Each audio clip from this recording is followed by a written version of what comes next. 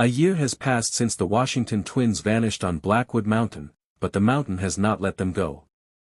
Every winter, the snow falls thick and heavy, burying the lodge, the trails, and the memories beneath layers of white silence. And every winter, the story comes back. Two sisters. A cruel joke. A night that ended with screams lost in the dark. Hannah and Beth Washington were inseparable. The youngest members of a group of close friends, they spent most of their time laughing, trusting, believing that nothing truly bad could happen to them.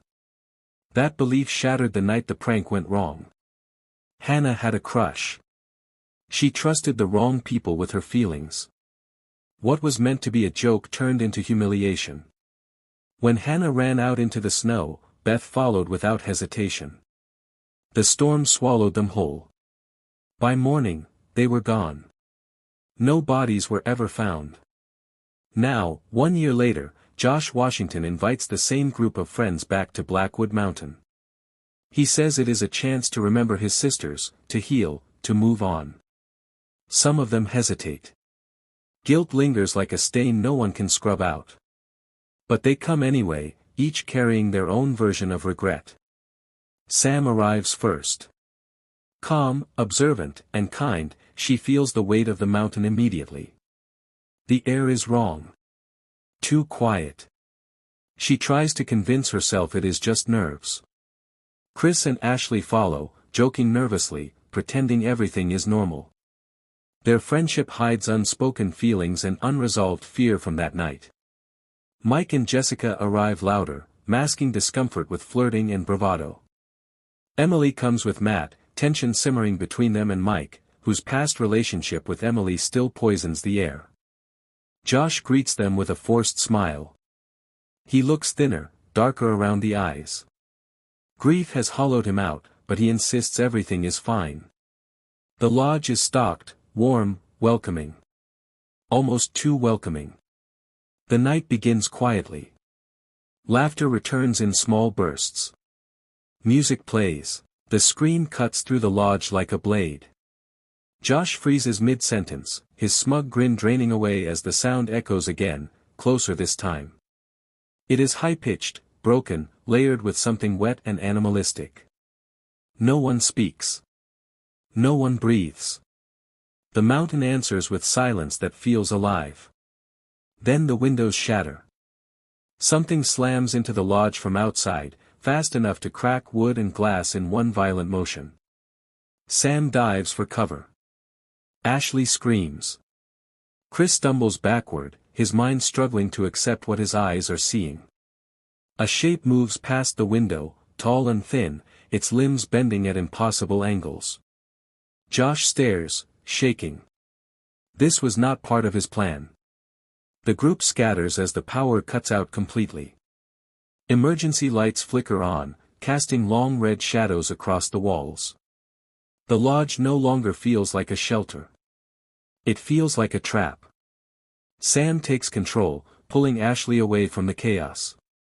She knows hiding will only delay the inevitable.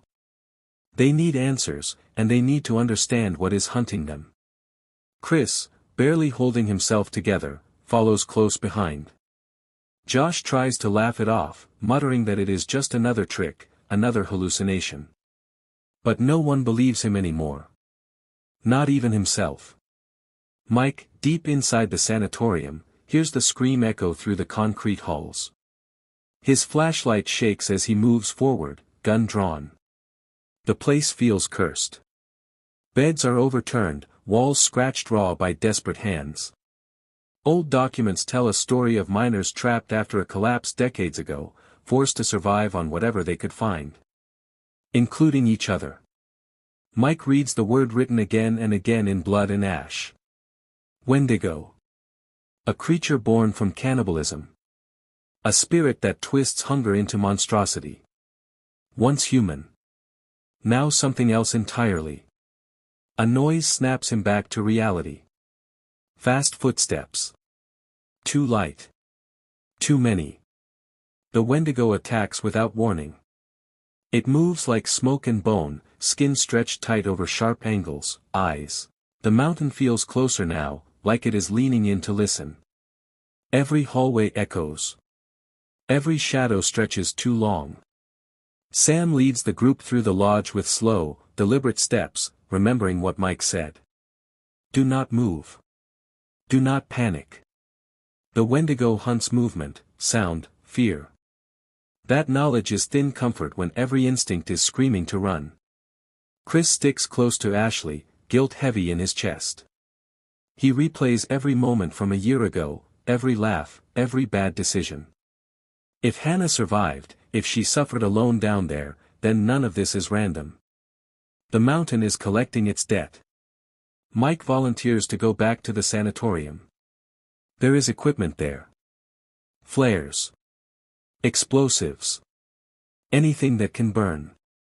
Matt insists on going with him, despite the tension still lingering between them over Emily. Survival strips away old grudges. What remains is fear and a stubborn will to live. The path to the sanatorium is a nightmare of narrow bridges and blinding snow. The wind howls so loudly it almost masks the sound of something following them. Almost. Matt slips at one point, barely catching himself before falling into the darkness below. Mike hauls him up, both of them breathing hard, knowing how close they came to dying without ever seeing what killed them. Inside the sanatorium, the Wendigo strikes again. This time there are more of them. They move across ceilings and walls, bodies snapping and twisting, jaws opening too wide. Mike uses fire without hesitation, flares bursting into harsh red light. The creatures recoil, shrieking in rage. One of them lunges anyway, claws slicing through flesh. Matt screams as he is dragged away, his cries echoing down the corridors. Mike chases, but the darkness swallows Matt whole. Back at the lodge, Emily tries to escape through the mines alone, driven by desperation and her own sharp survival instincts. The tunnels are claustrophobic, carved deep into the mountain like veins. She runs until she cannot breathe, until she realizes the helicopters arrive slowly, their blades cutting through the thin morning air as if the mountain itself is reluctant to let them land. Rescue teams move carefully through the snow, weapons ready, eyes wide at the destruction left behind. The lodge is gone. Reduced to smoking debris and blackened beams buried beneath ice.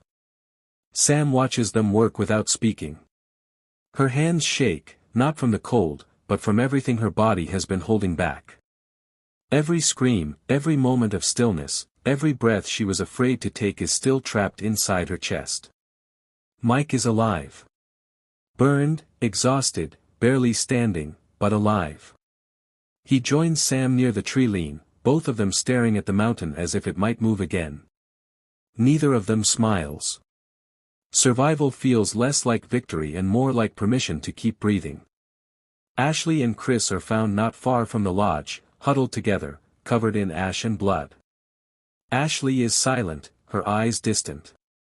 Chris keeps apologizing to no one in particular, his voice hoarse, as if saying it enough times might undo the past. Emily is pulled from the wreckage hours later, alive and furious, clinging to anger because it is easier than fear. Matt is never found. Neither is Josh. The authorities gather statements, but the truth sounds insane even to the people who lived it. Creatures born from hunger. A curse tied to cannibalism. Spirits older than the mountain itself. The officials exchange looks and write their reports carefully, choosing words that feel safer than the truth. The sanatorium is sealed. The mines are collapsed intentionally. Blackwood Mountain is declared off-limits, marked as unstable terrain. A lie, but a convenient one. Before they leave, Sam looks back one last time. For a moment, she thinks she sees movement near the tree line. A tall, thin shape standing perfectly still, watching. She blinks, and it is gone. Deep beneath the mountain, something survives. In the darkness of the tunnels, Josh awakens, broken and starved.